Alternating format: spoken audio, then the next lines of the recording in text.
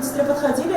Гульшат Зиаддинова – врач-терапевт центральной больницы. 3 года назад окончила Ижевскую медакадемию, приехала на практику в Альметьевск. Понравилось, решила остаться. Тем более в прошлом году она получила правительственный грант. Грант в количестве 500 тысяч дается на приобретение жилья. В нашем случае это двухкомнатная квартира.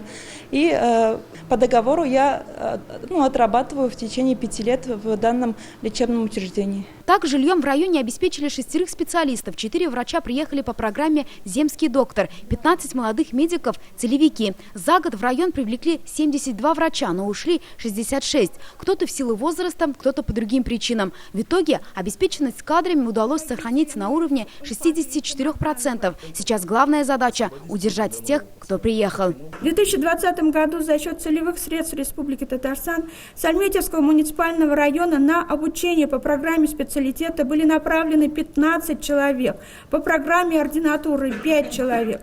Всего по программе целевой подготовки за счет средств бюджета Республики Татарстан на медицинском факультете продолжает обучение 42 студента. В 2020-м в районе выросла смертность, в 2 раза меньше людей прошли диспансеризацию. Это может усугубить ситуацию в будущем, отметил замминистра здравоохранения Альмир Абашев. Все долги 2020 года должны быть закрыты по данному направлению, и 2021 год все, кто достиг 45-летнего возраста, должны быть проведены.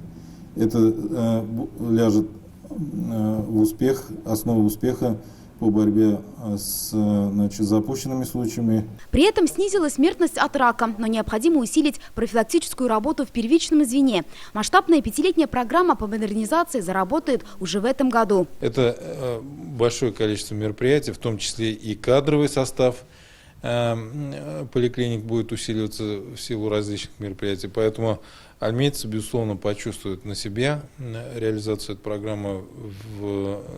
Уже несколько миллиардов рублей в этом году будет направлено в Татарстан на реализацию данной программы. В планах построить перинатальный центр. В этом году приступят к капремонту районной больницы и начнут возводить новый медцентр. Это будет делаться в связке, поэтому это будет не просто капремонт, это будет полное изменение маршрутизации. То есть мы в итоге должны получить суперсовременный, эффективный комплекс медицинский. Помочь в масштабном строительстве обещали и нефтяники. Филюза Хамидуллина, Эрик Хабибуллин, ТНВ, Альметьевск. Закажи рекламу на ТНВ. Телефон в Казани 5 705 100.